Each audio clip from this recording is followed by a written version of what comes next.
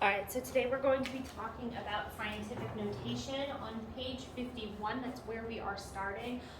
We are going to analyze how these values are going to change when we multiply them by powers of 10. So before we talked about how powers of 10 have that relationship with how many zeros you have, and now we're going to see how that affects other numbers.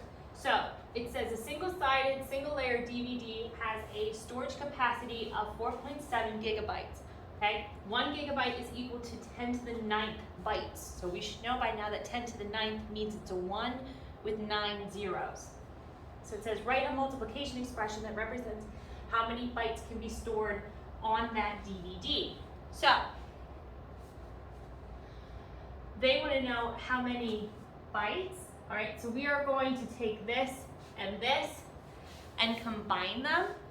So we have 4.7 gigabytes, where 1 gigabyte is equal to 10 to the 9th bytes. So we are going to multiply that times 10 to the 9th bytes.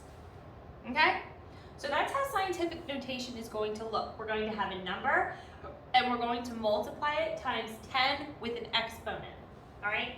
So they want us to complete the table. We're going to see how this relationship changes with more and less tens changing it. So 4.7 times 10 to the first, we know that 10 to the first is just 10. All right, so that's 4.7 times 10. That means we are going to move that decimal one time. 4.7 times 10 is 47. All right. 10 to the second power we know is 100, so 4.7 times 100, we move that decimal twice. That is 470. We do it again with 3, that's 1,000. We're tacking on yet another 0 for 4,700. They want us to fill in the blank here. We know that 10 to the 4th power should be a 1 with 4 zeros. So that is 10,000. All right, but again, we are just multiplying it by 4.7, so that is 47 and 3 zeros, so that's 47,000. All right, so that's how that works when we're multiplying it with positive exponents. Let's see how this looks when we do it with negative exponents. So we have 4.7 times 10 to the negative first, okay? Negative exponents, we know we're dealing with fractions. This is kind of like division here. So we have 4.7 times 1/10. Okay, this 10 to the negative first is 1/10. All right, that means we are moving the decimal away and making this number smaller. So it becomes 0.47. All right, we do it again. We're becoming more negative here, 10 to the negative second power. 10 to the negative second power is 100th now. So now we are making it even smaller. We're tacking on another 0. Negative 3 of them, tack on another 0. Okay, so before we added zeros, well, we added zeros to make the number bigger. Now we are adding zeros to make the number smaller. We're talking about microscopic stuff here. So 10 to the negative 4th is 1 over, that's 4 zeros, folks.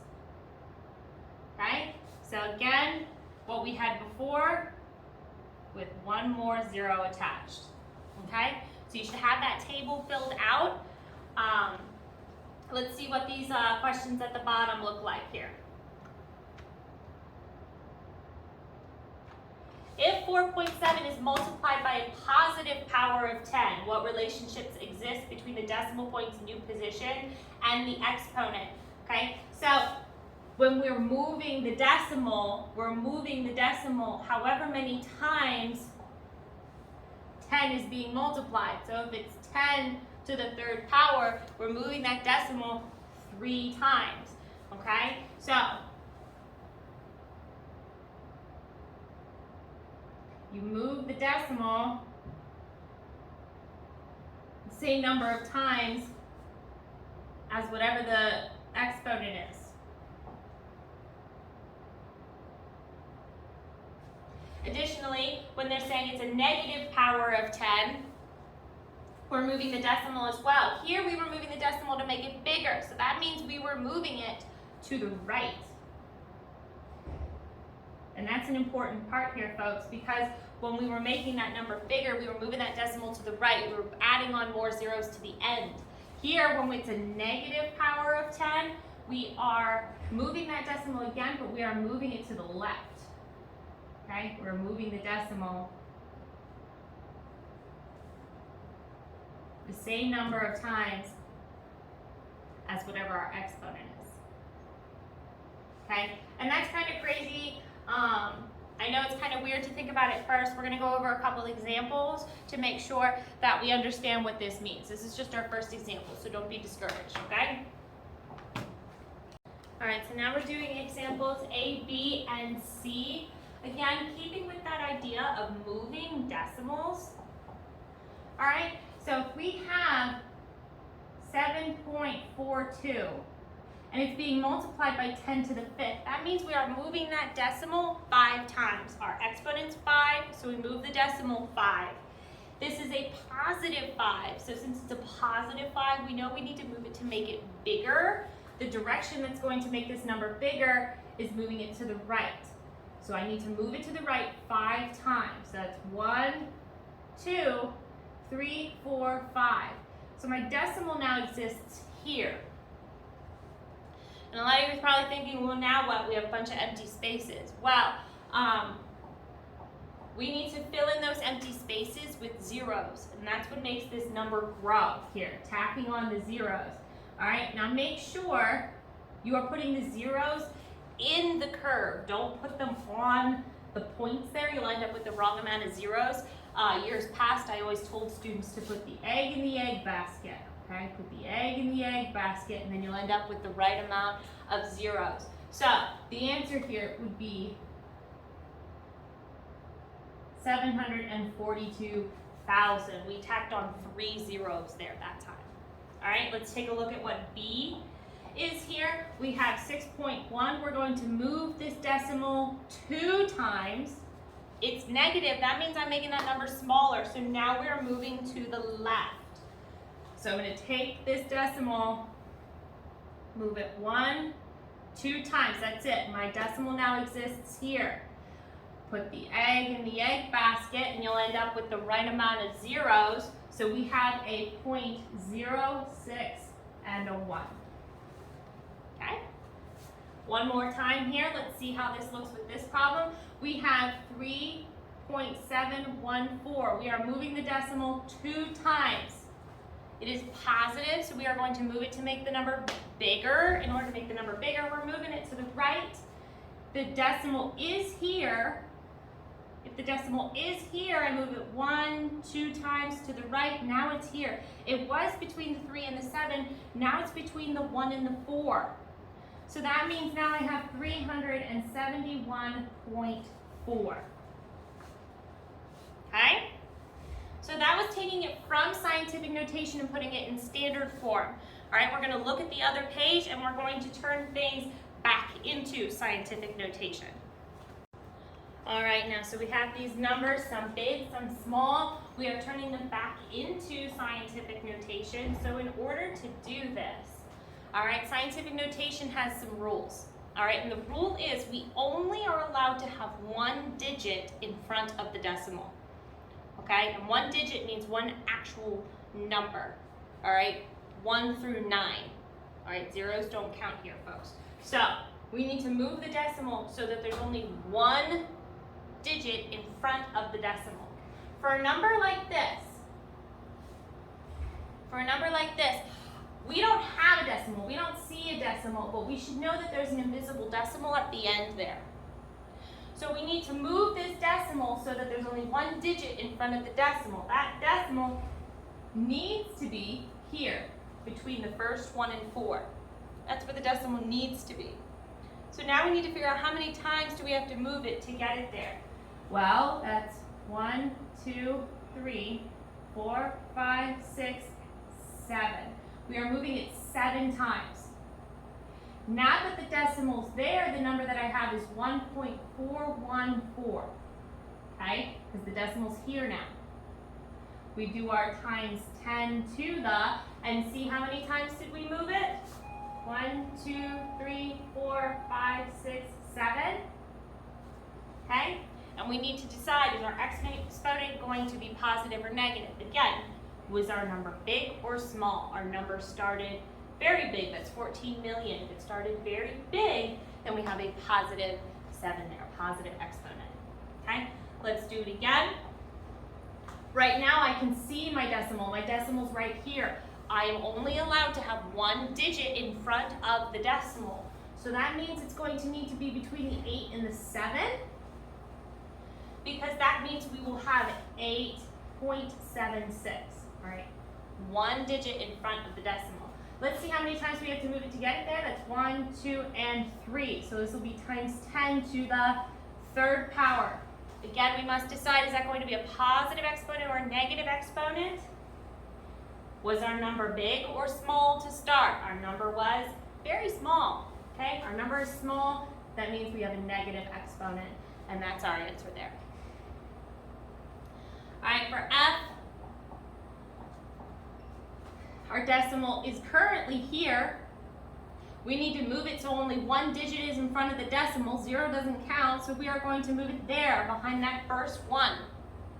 That's going to leave us with 1.14 because we're moving that decimal behind that first 1 times 10 to the, let's see, how many times did we move that decimal? Just once. It looks like a smiling face.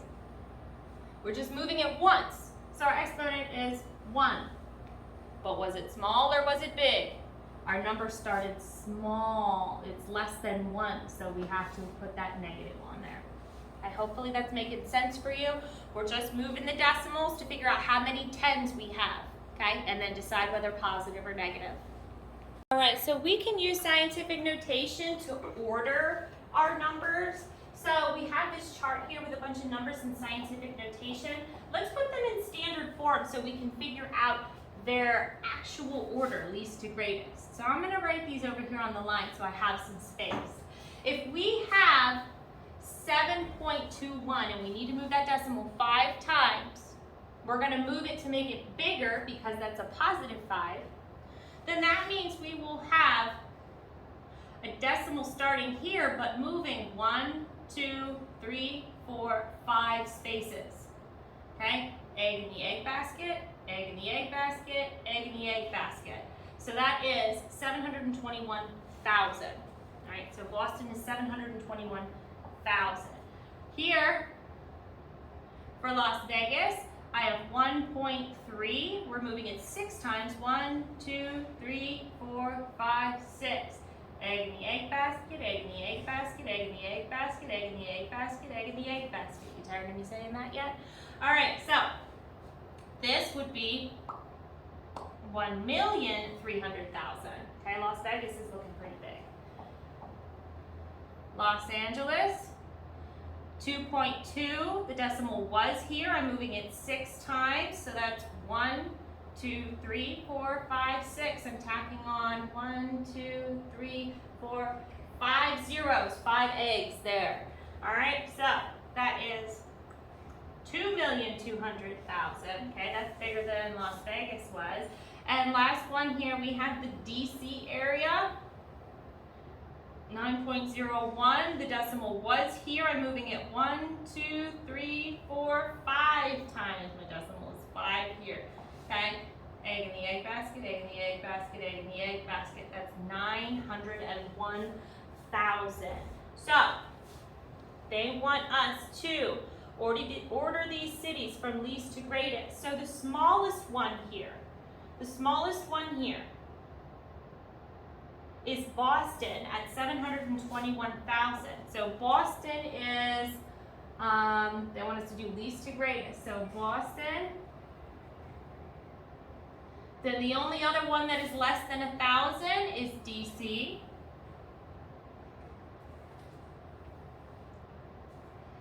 Then we have a 1 million and a 2 million. So the 1 million was Las Vegas. And then last was Los Angeles. Okay? So it's not so bad. Our last example here is asking us about preferences. And the main thing here is what you can picture in your mind, what makes sense, okay? So it says, in an ocean, the sea floor moved 475 kilometers over 65 million years, okay? Those are some really big numbers. So they're saying, is it more appropriate to report this as 7.31 times 10 to the negative fifth kilometers per year, or does it make more sense just to say 1.3 or 7.31 centimeters? What makes more sense? Can you picture what 7.31 times 10 to the negative fifth kilometers looks like? Can you picture that in your head? It seems weird. We're not used to doing things like that. Can you picture 7.31 centimeters in your head? Probably a lot easier than you can those kilometers. So again, you would say that this is the more reasonable method because kilometers, we know what a kilometer is. It's kind of like a mile. But when you add on the idea of this being 10 to the negative fifth, it doesn't make sense to do it in terms of kilometers. Okay? So you want the label to make the number as simple to read. These are actually equal to each other. They're equal to each other. It just makes more sense to see it this way because that's how your mind can kind of observe it. Your mind can't see what times 10 to the negative fifth kilometers looks like. Okay? All right, folks, guided practice here. We're gonna get through it. We're gonna do a couple of each type, and then you are ready to try this on your own. Hopefully you're feeling okay. Now, we have 9.931 times 10 to the fifth. Hopefully by now you realize that means we're gonna move that decimal 5 times. It is a positive 5, so we're gonna move it to make it bigger. We're moving it to the right. We're moving it to the right 5 times. 1, 2, 3, 4, 5. That's egg in the egg basket for 2 eggs. This becomes